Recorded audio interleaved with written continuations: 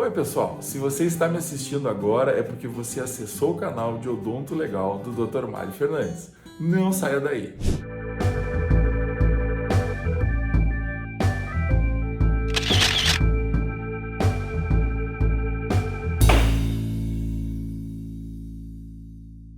Então, já estava ficando com saudade, pessoal. Fazia um tempinho que a gente não publicava e não se via por aqui. Mas a volta vai ser então com grande estilo. A gente preparou um conteúdo bem legal, é uma entrevista com o presidente de um congresso na nossa área da odontologia legal. Eu não vou dar spoilers, espero que vocês vejam e que vocês curtam. Então, se você ficar com alguma dúvida, você já sabe, você pode me acessar pelas redes sociais ou pelo site, que assim que possível eu respondo. Então é isso. Curta a entrevista e eu espero te encontrar lá no Cebol. Até mais. Olá, pessoal. É com grande alegria que eu volto a falar com todo mundo. Você que está inscrito aí no nosso canal. Hoje nós temos a ilustre presença do presidente do nosso Congresso Brasileiro de Odonto Legal. Então, hoje a ideia é conversar um pouquinho com o professor Ricardo, para que a gente possa conhecer um pouquinho e para vocês conseguirem dimensionar esse congresso que vai acontecer ainda esse ano aqui no nosso país. Então, Ricardo, primeiro te agradecer o momento, agradecer pela oportunidade aí de eu estar te entrevistando numa agenda tão corrida, tão disputada, né? Conseguir um espacinho aqui para a nossa audiência foi bem legal. Então, eu já de cara pergunto, Ricardo, o que é o Cebol e qual a importância dele para a gente poder ter uma ideia?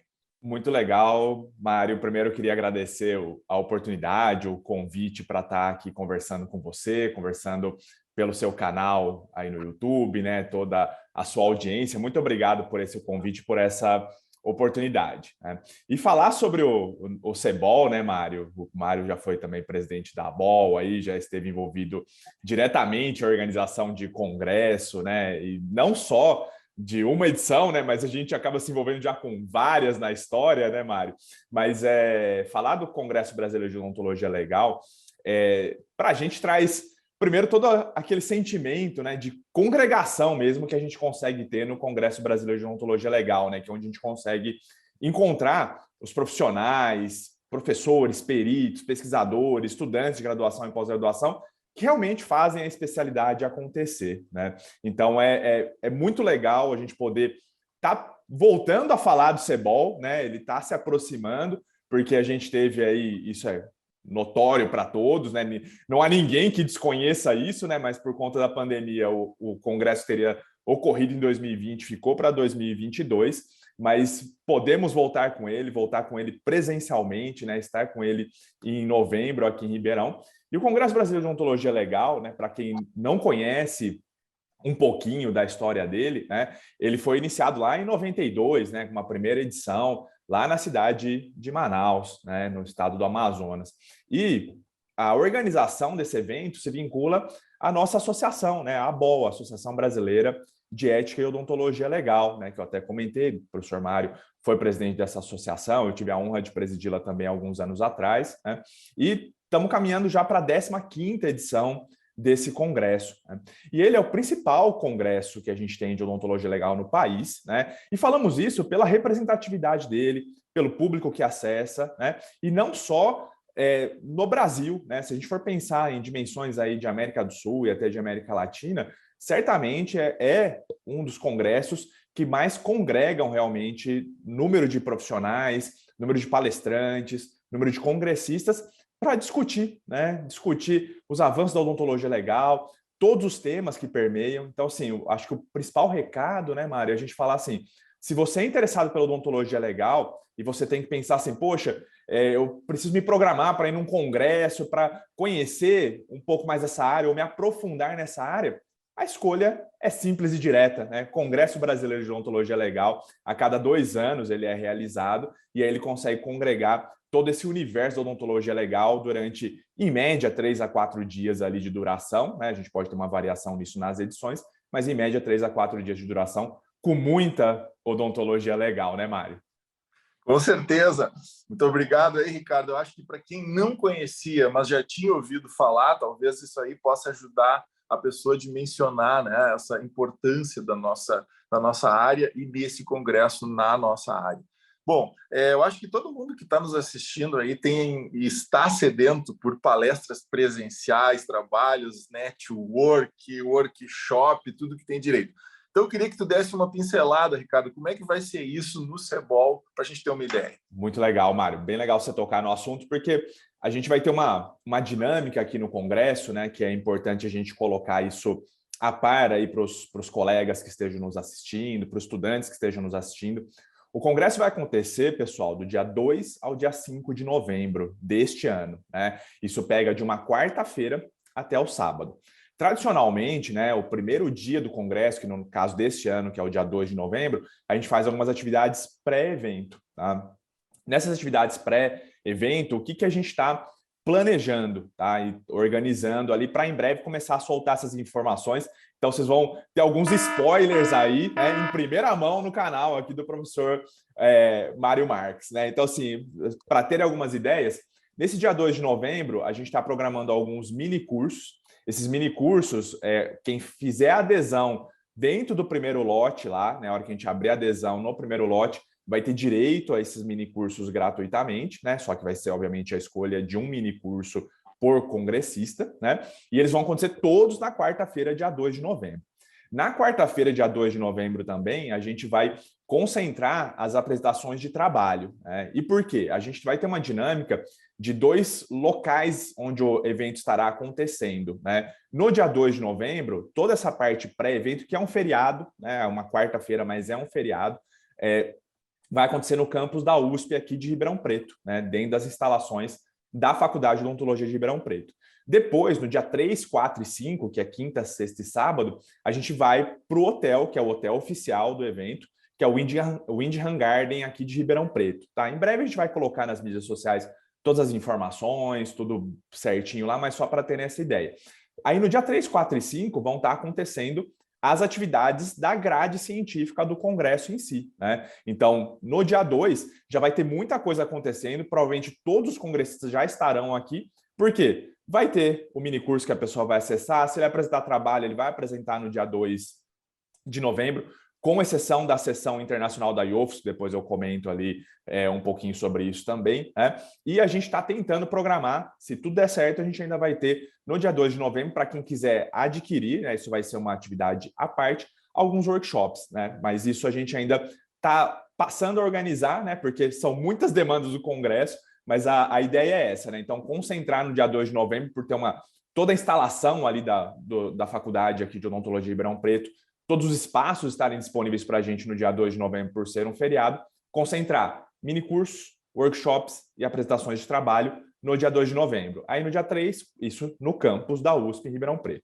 Aí nos dias 3, 4 e 5, quinta, sexta e sábado, aí a grade científica com 4 salas paralelas, né, que a gente vai ter ali de atividades dentro do hotel Windham Garden aqui em Ribeirão Preto. Então, uma visão geral, né, que é para as pessoas saber é mais ou menos isso que a gente está planejando. É claro que isso pode sofrer algum tipo de alteração, porque a gente tem toda uma dinâmica de espaços, pessoas, autorizações e etc. Mas está bem encaminhado, sabe, Mário? Então, eu acredito que vai dar certo essa ideia sim.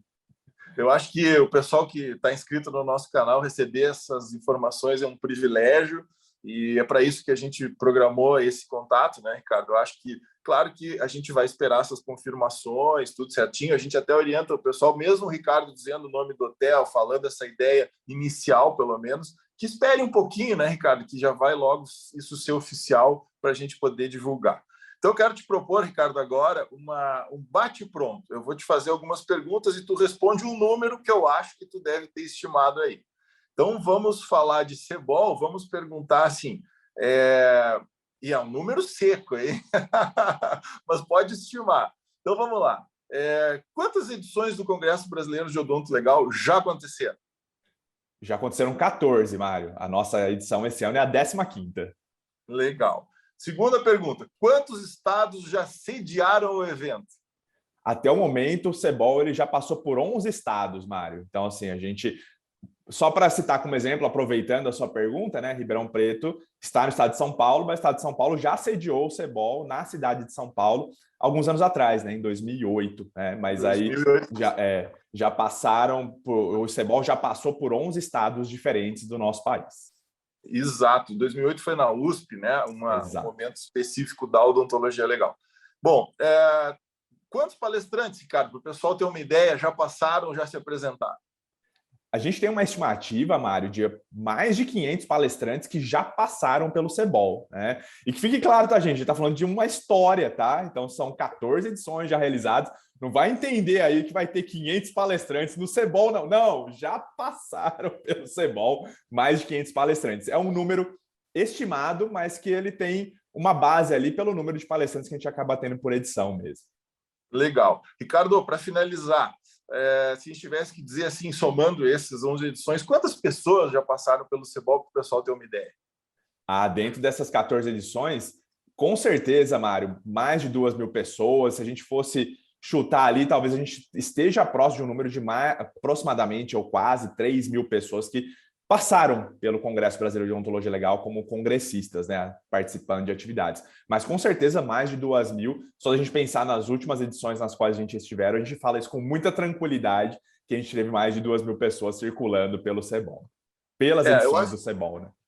Eu acho que o nosso inscrito precisa ter uma ideia, Ricardo, que esse congresso ele era realizado antes como um apêndice, como um subcongresso do brasileiro forense, ou Brasil forense, muitos anos, e que a gente, a partir do ano de 2016, desculpa, depois de Florianópolis, a gente resolveu isolar ele. Então, para o nosso inscrito saber da história, a gente resolveu fazer ele, vamos dizer assim, a comida própria, nós mesmos fazendo a própria comida. Isso foi muito legal. Foi desafiador, né, Ricardo? Desde do momento que o Jeidson assume lá em Lauro de Freitas, depois em João Pessoa e agora em Ribeirão Preto.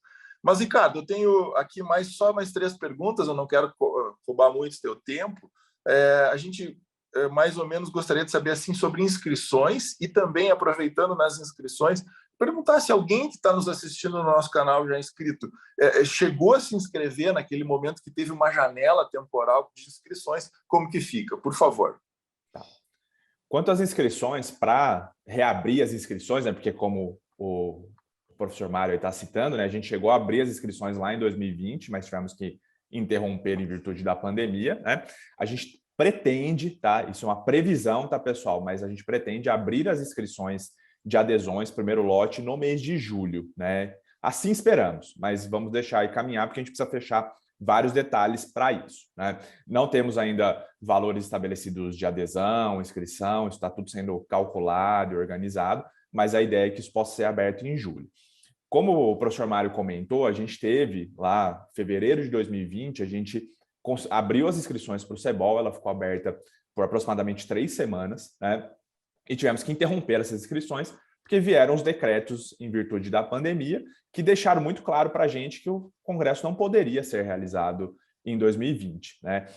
Tínhamos até uma esperança que talvez isso pudesse ser ainda em 2021, mas vimos que 2021 foi tão caótico quanto, né? Principalmente o início lá de 2021, e aí a saída mais segura e responsável mesmo, né, foi deixar por ano de 2022, onde a gente tem uma situação bem mais confortável. Naquele momento, ali em 2020, cerca de 3 semanas de inscrições, a gente teve aproximadamente 90 inscritos, tá? Desses 90 inscritos, diversos deles, no momento que a gente informou a interrupção de inscrição e o adiamento do evento, mas sem data prevista, porque a gente não tinha como prever uma data naquele momento, vários desses inscritos solicitaram o estorno, esses estornos foram feitos, tá?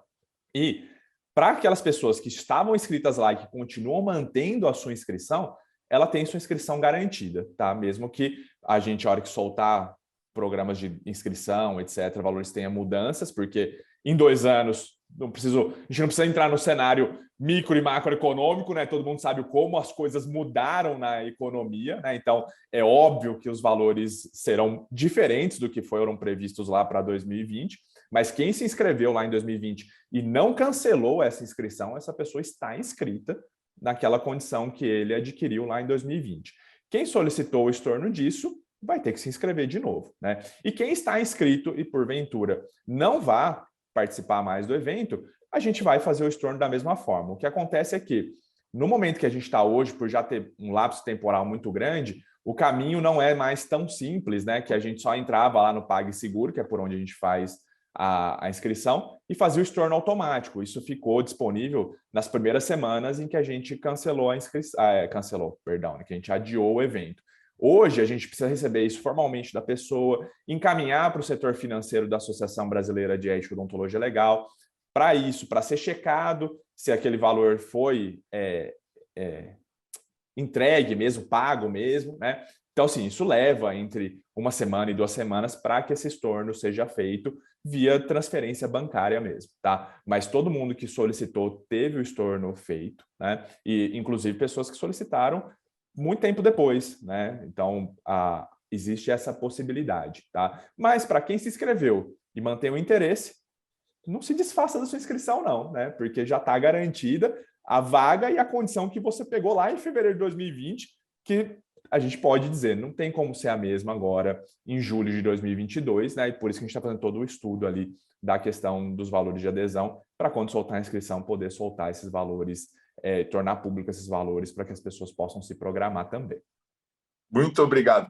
Pessoal, acho que deu para se dar conta do quanto foi importante manter, como o professor Ricardo falou, essa inscrição, porque você não vai, com certeza, conseguir os mesmos patamares, os mesmos valores daquela época. Então, quem teve paciência e investiu, com certeza vai se dar bem. Eu acho, Ricardo, que nós temos aí uma pergunta que talvez já tenha sido respondida, que seria a dinâmica, né? Que tu falou de dois espaços, né? Um primeiro no dia 2 e depois na sequência. Eu acho que essa pergunta nós já podemos ultrapassar.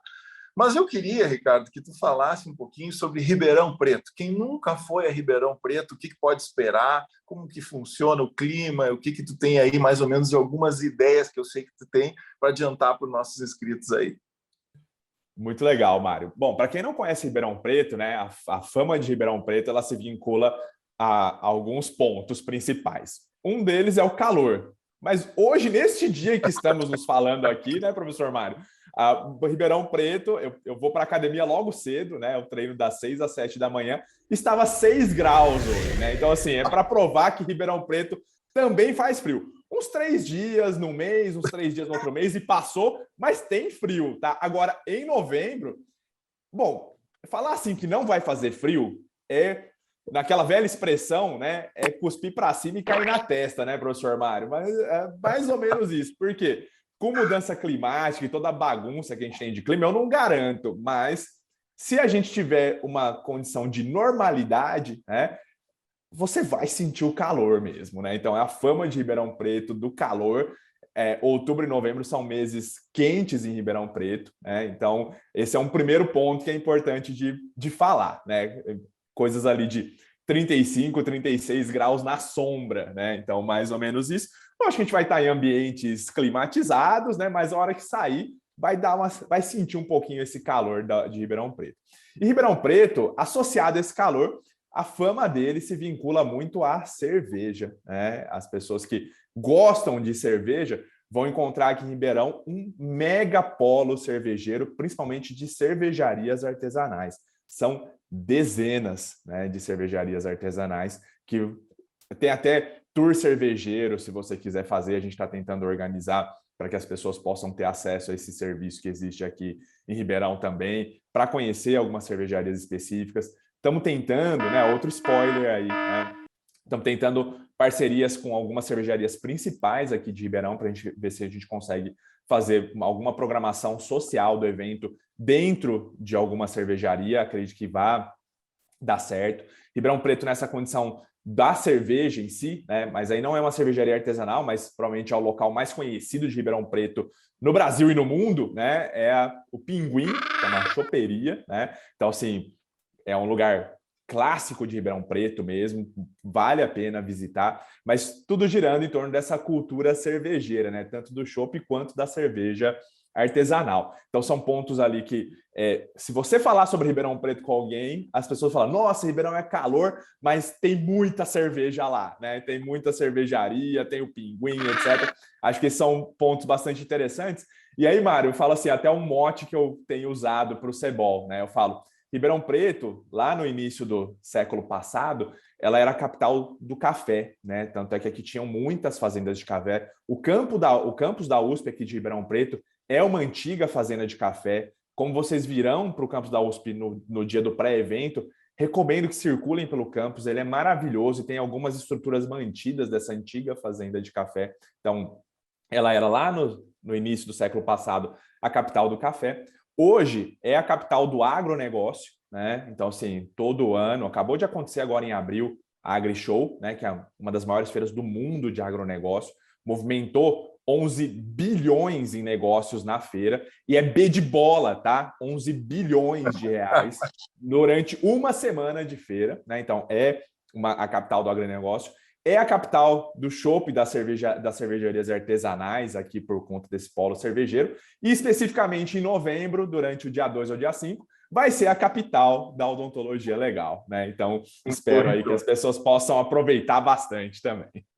Eu acho, Ricardo, que os nossos 2 cursos têm uma característica especial, a gente pode dizer assim, como coordenadores, que nós temos cerveja também, né? Como produtos nossos, tanto o meu curso quanto o teu, a gente produz a própria cerveja. Então, não é à toa o nosso público aqui da especialização em odonto legal da ABO, que tu já participou também, a gente tem aqui a nossa Forensic Beer, imagino que vocês tenham aí também, eu não me lembro do nome, mas é muito bom saber que a gente produz também a própria cerveja.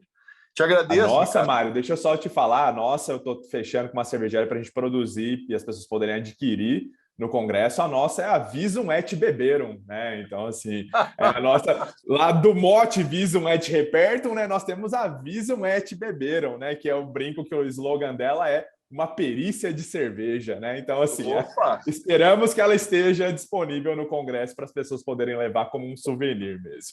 Com certeza. Fica já o compromisso de eu te dar uma forense, que tu me dá uma dessas, a gente vai fazer uma fotinho junto lá.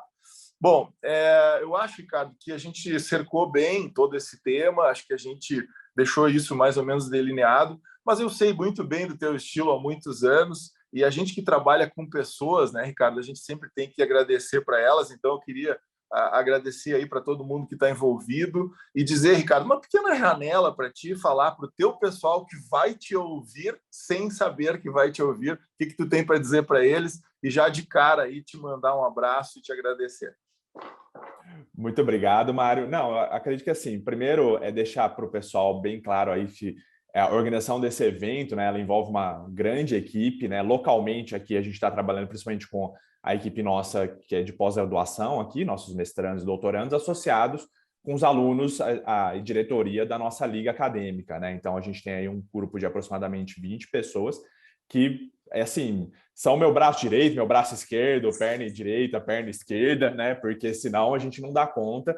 Quem já esteve no CEBOL sabe da dimensão do congresso, quem já esteve envolvido na organização do CEBOL sabe também de todas as demandas que isso traz. Então, eu só tenho a agradecer a cada um desses integrantes dessa equipe. E, logicamente, associado a isso, tem toda a equipe da Associação Brasileira de Ética e Odontologia Legal, os palestrantes que vêm, tudo mais, que sem toda essa estrutura de pessoal, de pessoas motivadas, envolvidas, né, Mário, na qual o Mário aqui é uma representação disso também, não seria viável, né? Então, é aquele sentimento de gratidão mesmo, né, por todo o envolvimento de todos aí, na mobilização pelo Congresso, para que a gente possa fazer esse momento realmente de congraçamento da odontologia legal e, claro, de evolução da própria odontologia legal. E para fechar, né, tudo isso e essas dezenas e centenas de pessoas que direta e indiretamente se envolvem com a organização do Congresso e são parte para que ele se torne uma realidade,